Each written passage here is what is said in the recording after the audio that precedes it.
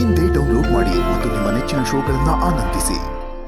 ಪುಟ್ಟಕ್ಕ, ಮಕ್ಕಳನ್ನ ಊರಿಗೆ ಕಳಿಸ್ಬೇಡ, ಅಪಾಯ ಆಯ್ತದೆ. ಅಪಾಯ ಆಗೋಕ್ ಮುಂಚೆ ಊರಿಂದ ಕರೆಸ್ಕ ಅಂತ ನಾ ಹೇಳ್ದೆ. ನೀ ನನ್ನ ಮಾತನ್ನು ಕೇಳಿದ್ಯಾ?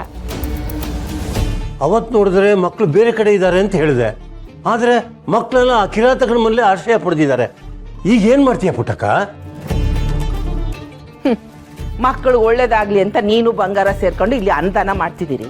ಆದರೆ ಆ ರಾಕ್ಷಸ ಆ ಮಕ್ಕಳ ಜೀವನ ಹೆಂಗ್ ತೆಗಿಬೇಕು ಅಂತ ಅದೇನು ಹುನ್ನಾರ ಮಾಡ್ತಿದ್ದಾನೋ ಏನು?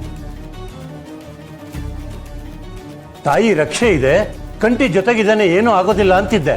ಕಂಟಿಗೆ ಏನಾದ್ರು ಹೆಚ್ಚು ಕಮ್ಮಿ ಆದ್ರೆ ಬಂಗಾರಂ ಏನಂತ ಉತ್ತರ ಕೊಟ್ಟಿಯ ಪುಟ್ಟಕ್ಕ? ಇದಕ್ಕೇನೆಯ ಎಲ್ಲಾನು ಬುಟ್ಟು ಊಟ ಬಾಟೆನಲ್ಲಿ ಊರ್ ಬಿಟ್ಟಿದ್ದು. ನಿನ್ನಿಂದ ಊರಿಗೆ ಬೆಳಕಾಗ್ಬೇಕಾಗಿತ್ತು. ಅಂತದ್ರಾಗೆ ನಿನ್ನ ಮಕ್ಕಳನ್ನ ಊರಿಗೆ ಬಲಿ ಕೂಡಾಗ ಮಾಡ್ಬಿಟ್ಟಿಯಲ್ಲ ಪುಟ್ಟಕ್ಕ. ಈ ಸಂಪತ್ಕ ನೀನು ಅವತ್ತೆಲ್ಲ ತ್ಯಾಗ ಮಾಡಿ ಬಂದಿದ್ದು. ಈ ಮಾತು ಕೇಳೋದಿಕ್ಕ ನೀನು ನಿನ್ನ ಜೀವನನ್ನೇ ಬಲಿ ಕೊಟ್ಟಿದ್ದು. ಪುಟ್ಟಕ್ಕ, ಯಾವ ಸುಖಕ್ಕೋಸ್ಕರ ಇಷ್ಟೆಲ್ಲ ತ್ಯಾಗ ಮಾಡಿದೆ ನೀನು?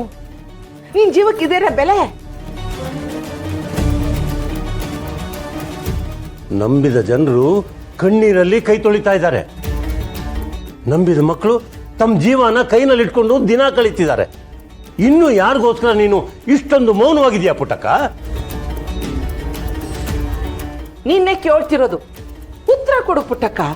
ನನ್ನ ತವರು ಸಂದಾಕಿರ್ಬೇಕು, ನನ್ನ ಜನ ಸಂದಾಕಿರ್ಬೇಕು, ನನ್ನ ಊರು ಸಂದಾಕಿರ್ಬೇಕು. ನಾನು ಅಳಿದ್ರು ನನ್ನ ತವರು ಉಳಿಬೇಕು, ನನ್ನ ಸಿಡ್ಲೂರು ಸಮೃದ್ಧವಾಗಿರ್ಬೇಕು.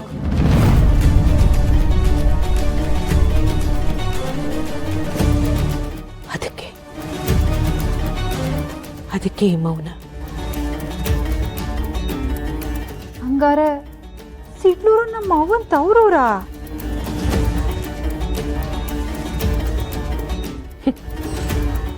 ನೀನು ಚೆನ್ನಾಗಿರ್ಬೇಕು, ಊರಿನ ಜನ ಚೆನ್ನಾಗಿರ್ಬೇಕು ಅಂತ ನೀನ್ ಮಾಡಿರೋ ತ್ಯಾಗ ಸಾಲ್ದ? ಇನ್ನೂ ತ್ಯಾಗ ಮಾಡ್ಬೇಕಾ ಪುಟ್ಟಕ್ಕ? ಪುಟ್ಟಕ್ಕ, ನಿನ್ನ ಹಕ್ಕನ್ನು ಪಡ್ಕೋ, ನಿನ್ನ ಮಕ್ಕಳನ್ನ ಉಳಿಸ್ಕೋ. ಕೊಟ್ಟು ಮಾತಿಗೆ ತೆಪ್ಪಬಾರ್ದು ಅಂತ ಬದುಕಿವ್ ನಿಮೇಶ್ರೆ. ಮುಂದೇನು ಹಂಗೆ ಬದುಕ್ತೀನಿ. ಏನೇ ಆದರೂ ನಾನು ಆ ಊರಿಗೆ ಹೋಗಲ್ಲ ಮೇಷ್ಟ್ರೆ.